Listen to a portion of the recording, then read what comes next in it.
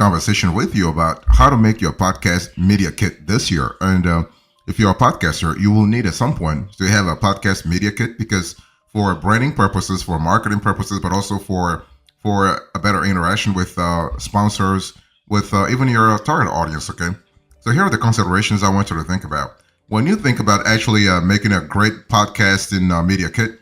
It's important to really have in mind your vision. What is your vision?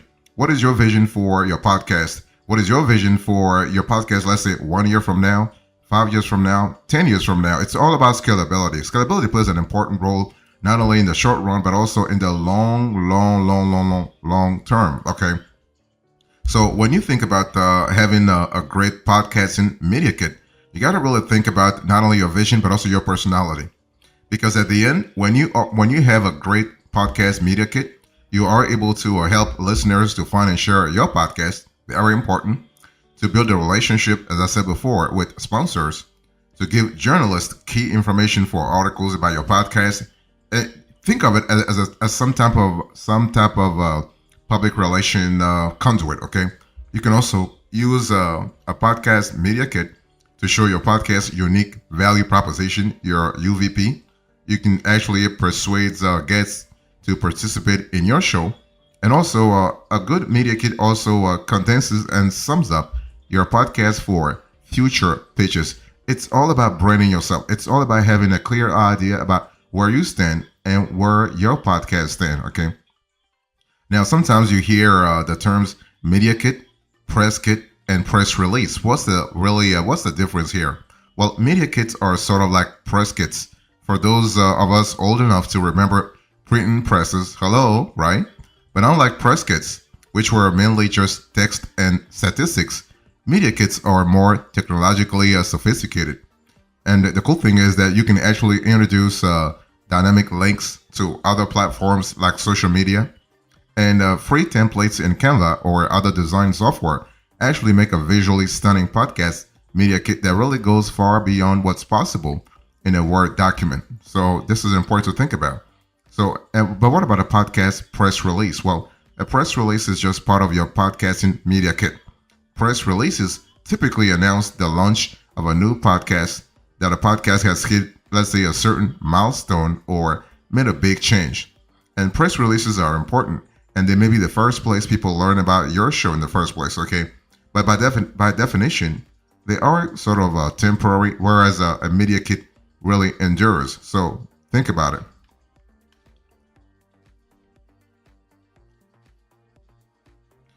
If you're thinking about making a great podcasting media kit this year, here is a planning I want you to think about. I mean, there are a couple of questions you got to ask yourself first, right? There are those, what I call the foundation, the preliminary queries you need to really sort of contemplate. First question, what is your podcast? This is actually your podcast description. One meaningful descriptive sentence is perfect. I didn't say 2, 3, or 4. Don't write a whole paragraph. Don't try to razzle dazzle.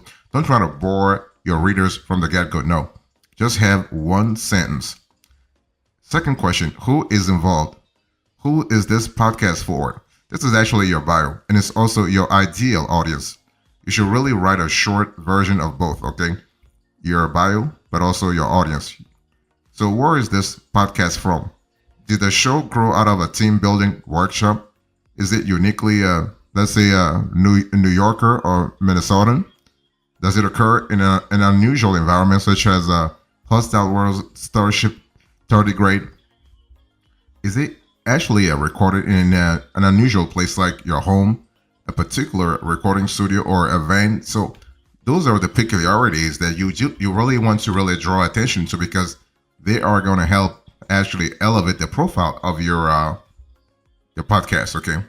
And so the why. What do you want your podcast to accomplish? When? So what's important about your podcast past? When did you start, and how was your podcast grown? If you haven't launched it, what important dates are coming soon for your podcast? What's your launch date? What's your episode frequency? Monthly, quarterly, weekly, fortnightly? And how?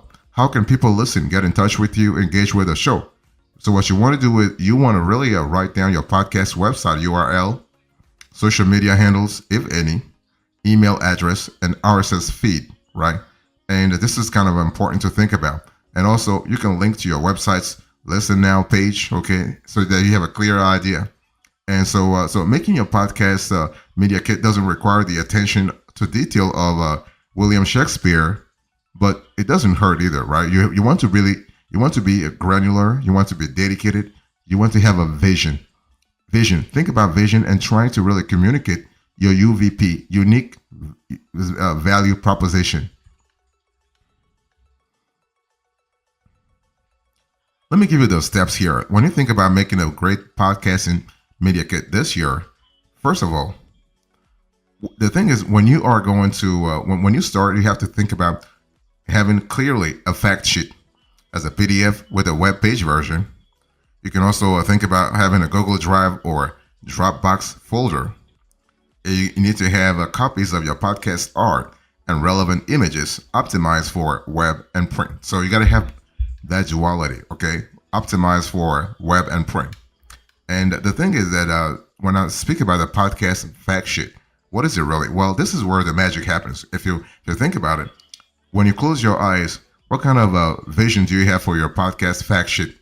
No matter what kind of podcast you have, here are the building blocks of your fact sheet. You have about, so your podcast description, who is involved, the target audience, who is this show for, contact information. You'll be really surprised by how many people forget this, and also how to listen. Okay, you can also add some of this if you have them, awards and accomplishments, measures of engagement, like how many followers you have on which social media platforms, like say Instagram, Pinterest, Facebook, YouTube, how many downloads, or what countries your podcast has been played in. So the geography plays an important role.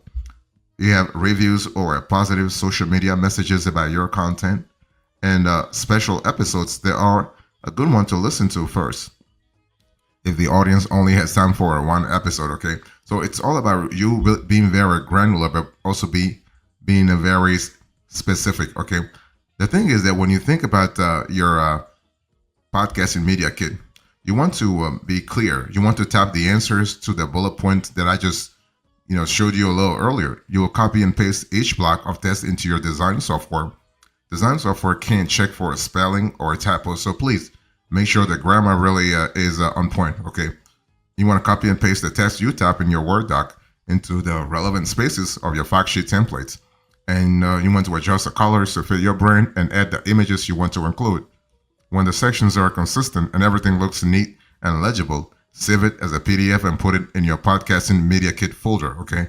So essentially what you're doing here is that you summarize your show and what it goes well with, then gather the images. Once you put it all together, all you spend your time is actually about, like, you want to really be a little patient, right? And see the feedback from the public.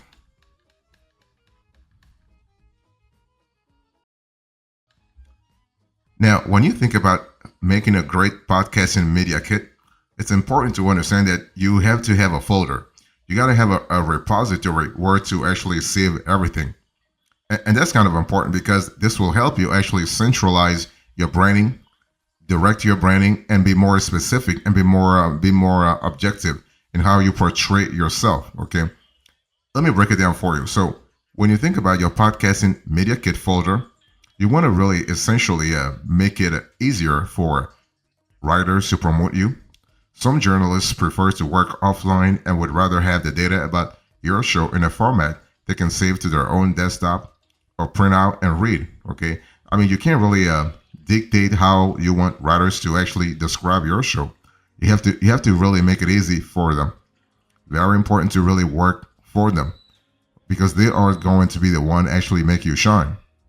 And so what you want to do is you want to create a folder with a public link, such as a Google Drive or a Dropbox zip folder. And you can actually set the permissions as a view only. Test the link with a frame to make sure it is accessible. And bookmark this link or copy and paste it into a note on your desktop. And you'll be using this often, especially once your podcast starts growing and your followers start growing and your listener base start growing. You're going to actually share this podcasting media kit folder a lot, especially the link, okay, the link to it. You also want to make a web page version of your media kit, which you can actually update quickly and send out to interested parties, right? And this is kind of cool because the web page version of your media kit actually contains all the info, all the relevant info about your podcast, especially in a condensed manner.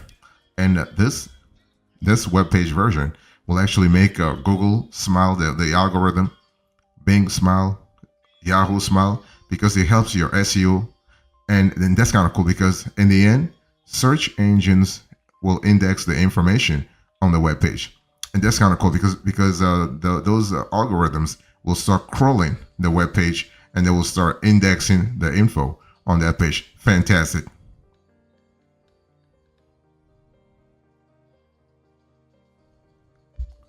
So when I talk about how to make a great podcasting media kit this year, you got to really think about your podcast art, but also think about visual media for audio podcasters. Let me break it down for you. When I speak about your podcast art, basically it's all about branding, but it's also about your it's not about just branding. It's about how you differentiate yourself in a very competitive podcasting universe. I mean, a journalist might publish an article about your podcast in print media, right? If he or she does, he or she will want an image to make his or her article stand out. Because remember, a journalist also wants to make sure that the article that he writes or she writes is actually significant. So images that are 300 dpi, dpi stands for dots per inch, 300 dpi or more work well for print media. And most art that works on a screen is 72 dpi and will not be clear in print. So you need one copy at 72 dpi and also a 300 dpi copy of your podcast cover art or logo. And so you want to save your podcast art as a PNG or JPEG to your folder with a clear name, okay? So the recipient can find it very easily. And put this in your podcasting media kit folder that I just spoke to you about a little earlier.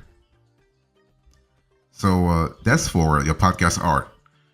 What about visual media? If you want to have visual media for audio podcasters. Now, as a podcaster, you need to be actually conscious of the visual elements of your brand, right? So just like you're adding sound effects or music to your podcast, you want to be able to find and use your visual elements quickly. So again, here you want to make a folder to use as you build your media kit. Put in the images you want to use. Tap up a note with the following: your brand colors and the hex codes, your brand fonts also. And you want to put this folder on your desktop, very important, along with your logo and podcast art file. Name it your podcast title, visual assets, and you can pull from this folder as you work on your fact sheets. Very important because it really helps you get a clear idea about what's important visually speaking, okay? By the way, I have released several of weeks ago an entire show on how to create artwork and logo for your podcast. So you will love to watch that show as well.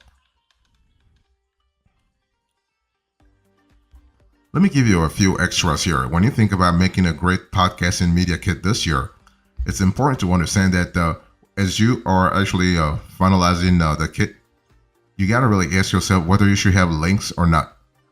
The answer is pretty clear. You should link your podcast website's Listen Now page, as well as you should have links to your podcast social media profiles. And if you have a crowdfunding campaign, link to those too. So interested parties can support you. You never know. It doesn't matter if the recipient's going to print the podcast media kit or not. They can still click on the links to get more information. You can also think about having additional content. So over time, what will happen is that as your podcast is growing, there will be different assets to add to the folder. Things like transcripts, press releases, photos, and updates can go into your podcasting press kit too, okay? Make sure these items all have clear dates and the file names as well. And you also, when you think about podcasting media kit templates, you have to really know your audience and niche. So and you can really go to places like Canva to actually dig a little deeper to see what kind of templates they have there. And you want to have a template that really speaks, that resonates with your target audience. if you have a clear idea who your target audience really is, then you should be able you shouldn't have any problem really finding the perfect template for your target audience. Okay, you want a template that looks exactly like the mood you want your podcast to convey. So consider your podcast niche and audience when you pick one out. You also want to think about content. If your media kit focuses on reviews and descriptions, you may want a template with more text boxes, and a template with more image spaces will fit a podcast that needs images, such as, let's say, a fashion podcast. And so that's an important element to think about. But one thing I want to say is that everything depends on your target audience. It depends on the specific demographics you're going after. And don't forget that your podcast media kit is going to be is going to change over time, because this is a dynamic element. Now, one thing for sure, once you have a great podcasting media kit, it's important to really have a clear idea what you should do with that kit, right? So you want to upload your podcasting media kit to a folder. So you want to have it to a folder, and you want to have that folder to Google Drive or Dropbox. And you want to make sure it is publicly accessible, but view only. I've said this before. And on your website, you link to this folder too. You can also link it to it from your show notes. The show notes are really critical, not just for information purposes, but also for SEO from an SEO perspective. So typically, podcast websites have an about page, because most users don't think a media kit applies to them, but the about page can repeat all the info from your fact sheet. And when you invite guests to your podcast, share the media kit with them. And a fact sheet for your guests goes a long way to getting that one fantastic star on your show.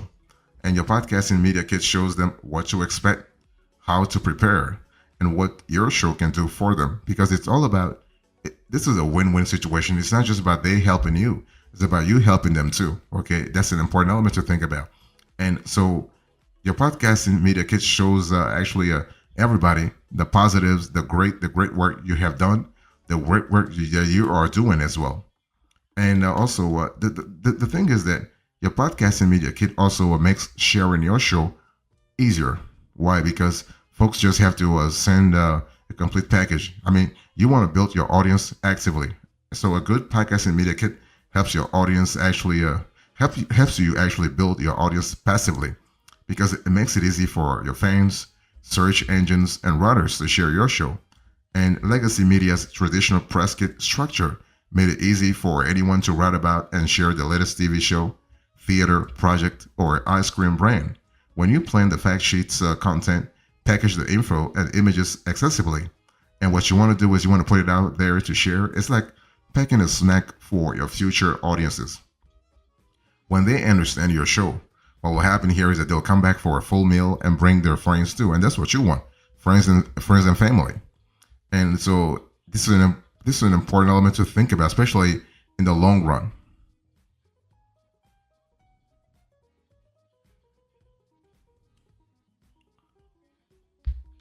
So in conclusion to this conversation, I spoke to you how to make a great podcasting media kit. I give you the considerations, the planning, the steps, the extras, and now the conclusion. Thank you so much. God bless you. I'll see you next time. Until then, remember, stay marvelous.